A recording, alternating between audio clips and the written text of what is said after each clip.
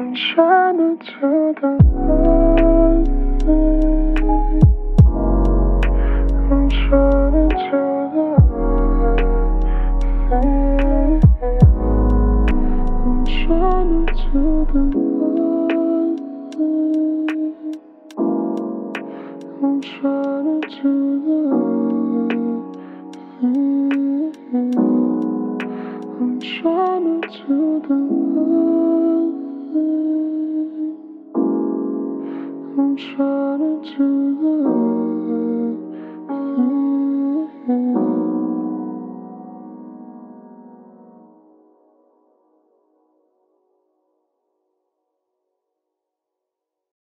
Hey everyone, welcome back to my channel. If you're new here, my name is Delia, and for the last year I have been documenting my life here as I live alone in Seoul, South Korea.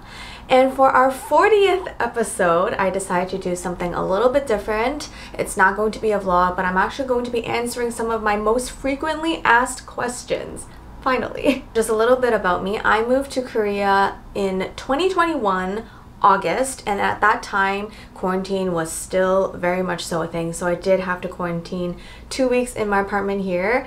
You can check out the video of what I did during quarantine and how I spent those 2 weeks. And before I moved to Korea, I was working a corporate job in Toronto, and I am a human resources professional. And actually, I also got this question what I majored in college. So I went to the University of Toronto and I specialized in forensic biology, and I am a science nerd. I've done science my entire life, but I decided to go back to school for a postgraduate certificate program in HR, and then I later on pursued my designation to now be a registered and recognized HR professional. But anyway, then I decided to move to Korea, and like I said, I've been documenting what that journey has been like for the past year. So another question that I get all the time is, why Korea? Why did you choose to move to Korea? Well, the story is, I am a really adventurous person. Not always. It started in 2016 when I went on my very first global experience. I did an exchange program in Hong Kong where I was in a lab doing research. And that really opened my eyes to what it's like to be away from home for a period of time, and I absolutely loved it. It truly, I can say, is one of the greatest times of my life, and since 2016 I started to travel a lot. I never missed a single year since 2016, and on top of that, in 2019 I flew 17 times, something like that. I did a whole Asia trip. I went to Hong Kong to visit Taiwan, Korea for the very first time. I stayed in Seoul, Busan, Jeju. Then I went to Vietnam also. I did Hanoi and Sapa, and then I also went to like New York, just like a fun little trip. Went to Kenya. Just amazing year of traveling. And then 2020 happened, where we were all in lockdown, trapped in our homes, unable to go anywhere, and the adventurous person inside of me was burning in pain. I would look at the photos of my previous travels and just cry in my room because I just longed so much to go out and explore and to live life. I really did find like a new joy in traveling and going out and exploring, and the fact that we couldn't do that made me so sad, especially how much it contrasted the previous year. And also just being in lockdown is a very extreme situation as well. So having said all of that, laying out the foundation of who I am and what was happening, I started to consider, well, you know, what if I stayed in a place longer term? And honestly, it was something that I entertained before. What would it be like for me to live in a country and be a local there rather than a tourist? And so I started to consider where I could go, and top of the list was Hong Kong or Korea. Hong Kong because I just missed it so much from 2016. Like, Hong Kong has such a special place in my heart. And Korea because I loved it when I visited there. I love Korean food. I like the nature landscape. There's mountains and water, and I like skincare. So yeah, why not? I later on decided to not go to Hong Kong because I felt like it would be too easy. For one, I kind of already been there before in a longer term, and I can speak the language there. So I chose Korea because I wanted to challenge myself. I didn't know the language. Actually, when I went in 2019, I didn't even know the Korean alphabet. I just matched symbols wherever I went. I don't know how I did that for like 3 weeks. I wanted to challenge myself, so I chose Korea. The next question is, what do you think about living in Korea? How do you like it? And my answer to that is, I love it. I really have been enjoying my past year here, and I think it's because I love the life that I've created here for myself. I love the people that I've met, the connections that I've built. I love spending time with these people or creating things with these people. I love living by myself. It's the first time that I've lived completely on my own. I love taking care of myself. I love having my own space that I manage and can be in charge of. I really love the lifestyle that I have here. It's really different from my life in Toronto. And honestly, because it's still kind of new for me, I'm just a little bit into my second year now.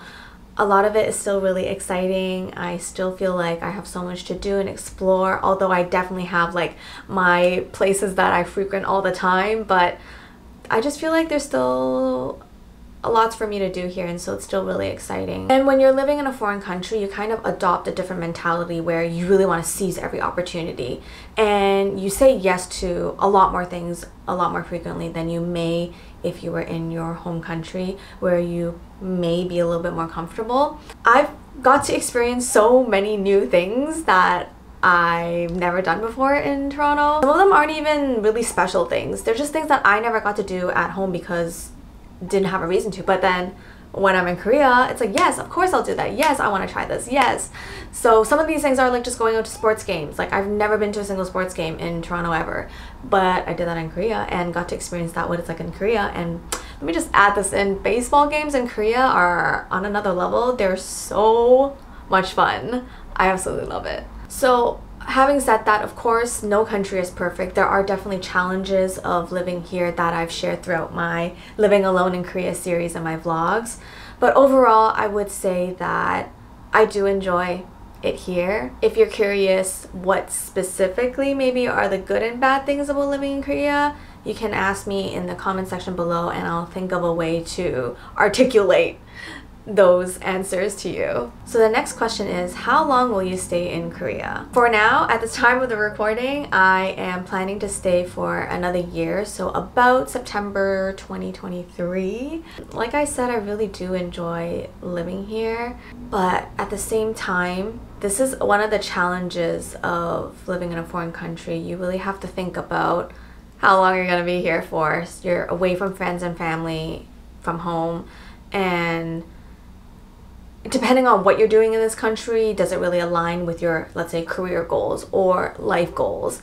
I'm enjoying so much of my current time here, and I'm really squeezing the life out of every moment, but how long do I do that for?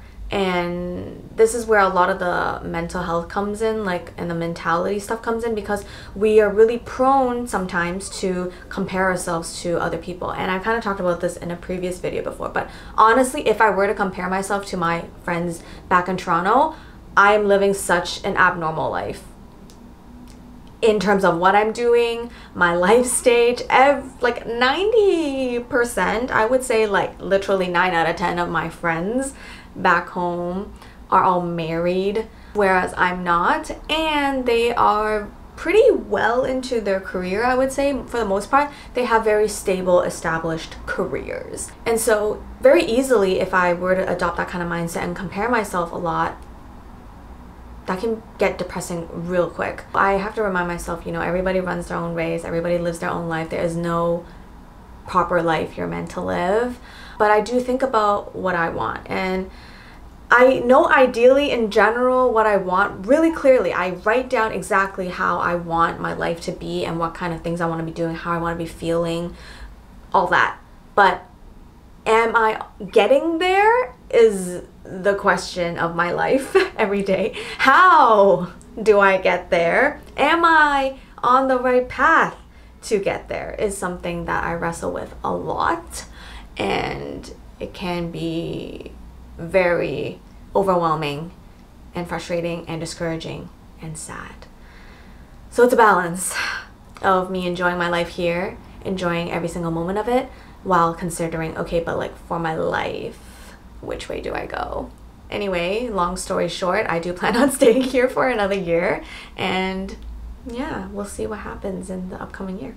Another question that I get a lot is, how did you make friends in Korea? For me, when I first moved here, I was like super keen on meeting people. Like I would reach out to people on Instagram and just like be that person to be like, hey, do you want to connect? Like, do you want to hang out? Even at like work, right? Like reaching out to your coworkers and asking them to hang out outside of work. That's how I made my friends. And from those friends, I met more friends, and then your connections grow. And thankfully, a lot of the people that I've met are great people. But I will say that I have also come across some people who I realize are not a good fit for me in terms of like a friendship. And I did put my boundaries there, and I maintain them to this day. So it happens in life. You meet really great people, but you also meet people that you may not necessarily vibe with, and that's okay too. I'm really grateful for the people that I did get to connect with, and thankfully we've become such great friends. And also some of them I've built a relationship like online prior to me moving to Korea too. So that was one way that I made friends. But yeah, I guess my recommendation would be just putting yourself out there. Be the first one to ask. What's the worst that can happen? They'll say no, and then that's it. No losses there. Maybe join like maybe language exchanges, or like things that have like a community aspect to it, like maybe sports teams or church, something like that. Or even clubs if you're in Korea studying. Check those out. The next question is, how did you study Korean before moving to Korea? Great question. So ever since I decided that I want to move to Korea, this was like 1 year before I actually arrived in Korea. I was job searching, doing all the preparations. So what I did was I watched a lot of YouTube videos. There's so many, like Talk to Me in Korean, or like My Korean Ani, I saw a few of hers. There's so many resources on YouTube. Then I also used a website called How to Study Korean. And then I also listened to podcasts. So on my commute to downtown Toronto to my job, it'd be like 2 hours in traffic. And for those 2 hours, I would listen to podcasts that teach you grammar points. So I would be doing that round trip. So that's like 4 hours a day learning Korean. Yeah, I would say those were the main 3 ways that I self-taught. And then when I first moved to Korea, it was really hard for me to keep up with that, simply because I was in such a huge transition. I just wasn't able to devote that time into it anymore. But then in 2020, this year, February, I started taking classes. So I go 3 times a week now. I see 2 different teachers. One is a one-on-one teacher that I see her for 2 hours every week. And the other is a group class that I see for about like 3.5 hours total, but twice a week with other students as well. So that's how I've been learning, and it's an ongoing process. There's so much to learn, but learning the language here is something that I really value and is a goal of mine and a skill that I want to develop. So that's why I keep putting time into it. Actually, now when I look back on my footage from before of when I signed up for my bank account or my phone bills, or like times when I call, forget, like maybe for delivery on the phone, I can see that my Korean has improved so much. And I think that's so cool that I'm able to see the growth, and I just want to keep getting better. The next question is, what is it like living in Korea as a foreigner? Well, for one, the biggest challenge, of course, is the language barrier. And I think it's so important that when you go to a new country that you make the effort to learn their native language. Out of respect, like you cannot assume that people speak your native language. And really in Korea, not a lot of people speak English at all.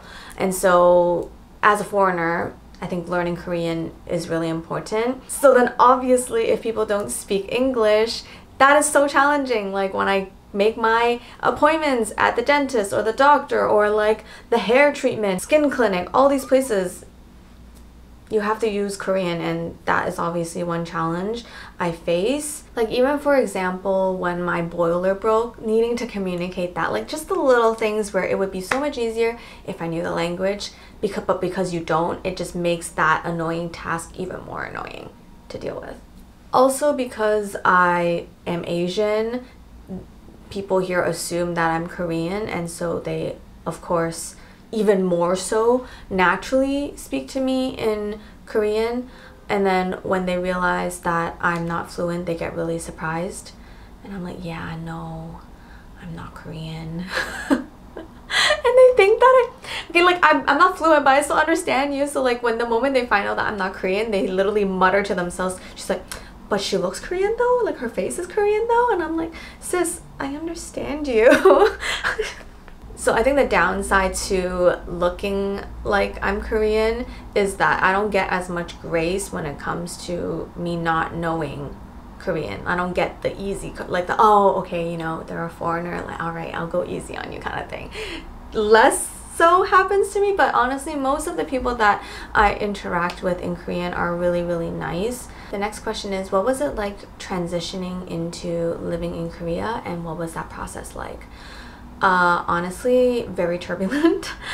First of all, moving halfway across the world by yourself with nobody's help in the middle of quarantine when you don't speak the language, challenging. But what logistically is to make sure that you're allowed to be in the country, so that's like getting an appropriate visa. Second thing is getting a SIM card. You can order one even before you arrive to Korea. You can get it off of like Tracy or something like that, or at the airport. Probably better to just order it online beforehand. It's probably easier. Then the next thing is to get your documents all sorted for your foreigner residence card. This is so important. Your previously named ARC, your residence card, is what will help kickstart your life here in Korea. You need that. It is your form of ID. It is to prove that you live here. You need it to open your bank account, to make a phone plan. So once you have your residence card, you're pretty much golden, and then you would sign up for a bank account. And what I did was just look up how to ask that. Then you can sign up for a phone plan, so you have like a permanent phone number to use in Korea, because everything is connected to your phone number here. And I've kind of talked about it in a really early on video. The banking system here is so complex. The amount of authentication steps there are is almost overkill, but I guess wow, super secure. So that's reassuring, I suppose. Those are all the questions I'll be answering today. If you have more, please feel free to leave them down in the comment section below. Don't forget to connect with me on Instagram. With that said, thank you so much for watching. Please know that you are loved so much and dearly, deeply, and I'll see you in my next video.